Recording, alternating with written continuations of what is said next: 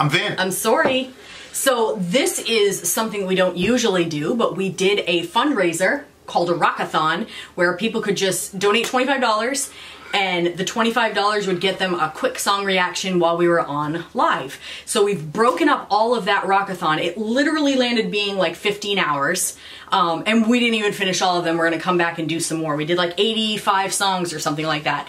So they're gonna be broken up and you'll see us progressively getting more tired. But this is one of the songs, so here we go. There you are. Okay, truth be told, Megadeth 2019 remastered. And there it is. Right there, babe. Okay, let's go.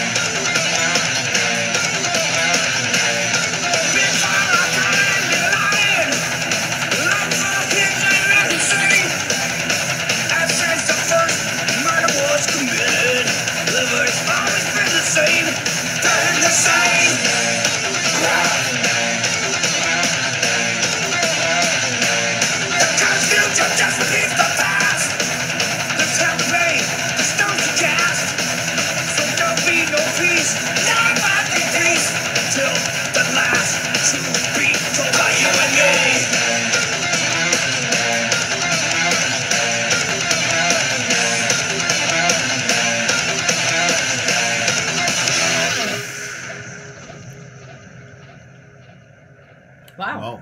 So if you're playing, look at that. That looks like Bush, Clinton, Hillary. What's that guy with Plan B? That's Number looks 1, like playing Cheney. God, 10,000. 2, idolatry. 3, holy wars. The system has failed. So this is interesting. If you're playing Vingo, Original Sin is about to pop up. Yes. I think this song is about our... Now, you know, Dave is a Christian. Hunter, we disabled Super Chat because we're doing too many song reviews, and so YouTube will take all the money. If you want to make any donations to the cause, it's at the bottom of the screen. Donate at Vin and Sori merch at gmail.com. That is our PayPal address. Yep. Yeah, so, you know, this would be one of those 48-minute reviews, but it's not gonna be. But this is about killing and the humanity's propensity for killing, and there is a certain truth that needs to be told that he's saying we're not going to be able to progress unless we tell that truth. Mm-hmm. And of course, from my perspective, that truth is that all of us have the capacity to be these evil people that we look at through history and judge. Yep. That's why he talked about stone casting. Right there. Can't punish those for ruining the earth. It's suicide to some degree. Because we're all guilty. Guilty as sin. There will be no peace, never for you and me. And then he goes to the chorus, until the truth be told. Right. And this is, to me, one of the greatest utilities of the doctrine of original sin, because it says, you are not better than these people. Mm-hmm. And you have to realize that you have to judge yourself, and you have to look at yourself and see what your capacity is to participate in killing. Yes. So he says, before Al-Qaeda and Bin Laden, and long before Hitler and Hussein, you know, like, and I've said a million times, like, one man cannot kill 6 million people. Right. Hitler could not kill 6 million people. You need the cooperation of the good and many times good, God-fearing people to execute your agenda. And so you one same thing with Stalin and, you know, militant atheism, or China, what they're doing to the Muslims right now, or the Crusades, where you're baptizing Jews by drowning them. Like, this is human nature. We are capable of tremendous evil. Mm-hmm. And we always have reasons to justify why we do what we do. But then we can always look back in the past and judge the people in the past. Mm-hmm. You know, it's that picture where everybody's doing the salute. And then there's this one guy with his arms crossed. And everybody wants to believe that they would be that one guy. What are the odds? Very low. And I think... extremely low when you consider that we have horrible things going on in our country right now. Right. And people won't speak against it. And there's not even any... You're not going to get thrown in jail or, you know, killed or... Right. Somebody's going to unfriend you. Right. Or they're going to unfriend you. They're going to unsubscribe. So you're going to keep your mouth shut. It's crazy, too, because, like, we were in the Apple store. I know this is not a popular topic, but still, we're going here. We were in the Apple store, and when we were in there, there was that little girl. Oh, my gosh, she was so cute. She had these beautiful black eyes. Oh, my word. Beautiful. She was so cute. And, like... everybody was, like, stopping and, like, smiling and saying she's so cute. And, like, you can tell that people just are naturally drawn to, like, little kids that are just adorable. You can't even, like, everybody kind of comes around and makes a big deal. Yeah. And I'm like, but that little girl, months ago, had she have been in the womb, everybody would have said she's not a child and you could kill her. Yeah. She's open season. It's just crazy. Yeah. But now that she's born, it's, like, a different thing. And, like... And there's certain groups where you can't say certain things. So, like, if we were in a right-wing group right now, everybody would be like, that's right! Mm-hmm. But then when we say, and by the way, we just killed 30 Afghanis. Yeah. Pine nut farmers. We just killed them. Right. We just dropped drone bombs on them and completely disassembled their bodies over there in Afghanistan. You're not allowed to say that. Right. Right. There's certain groups where you're not allowed to talk about killing. You know, Dan Pontmore and I were having a discussion about Medicare for All because, you know, something happened or whatever. And it was like, I was just ventilating my frustration. And of course, Dan comes from a country where he does have some form of Medicare for All. So to him, it's like bonkers that people are dying. And in my mind, we are murdering sick people for capitalism, in my mind. And so it's just... every group has their people that they want to point the finger at. Did I tell you I had a dream? But they don't want to point the finger at themselves. Go ahead. I had a dream that I was diabetic and that we didn't have a steady source of income and I couldn't get my insulin. And I was terrified because I was like, of all the ways for me to die, like, this is so stupid. I could not believe I can't believe it. How that our country was like that. And I was like trying to get help, and nobody would help me get it. And then like when I woke up, I'm like, this is legit happening. Like, what a terrifying feeling to like. Yeah, we're a bloody country, It's so dumb. It's like dying from not having a Band-Aid. You know what I mean? Like we easily could get this to these people for so cheap, and yet we don't. It's mind blowing. Yeah. Yeah, and so, the point of the song isn't to point at everybody else. The point of the song is to look at yourself in the mirror and say, okay, what group are you in that allows for the killing, just the complete waste of human life? And everybody's in a group. And everybody thinks they're good. If you'd have went to the antebellum South and said you're a horrible person for taking part in this slave trade, or you're silence, they would, what are you talking about? Just because we disagree on the slavery question, you're going to tell me I'm a bad person? Crazy stuff. Yeah, and you have to think like there's so many things that like I think I have this debate with myself all the time. Like, how do you know when you're doing enough for the world as a whole? Like, how many things do you cut out of your life?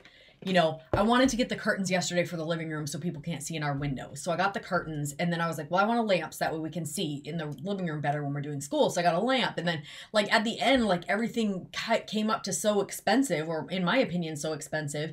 And then I think to myself, well, could I have gone away with that? Because if my child was starving, I would do away with all those things. I'd friggin' open the windows wide open if I had to. You know what I mean? Like, how do you know that you're doing enough for the world around you as a whole to be able to ease somebody's suffering rather than just enjoying all the luxuries that you can have, you know? And that's what I appreciate about our community and like what's happening right now.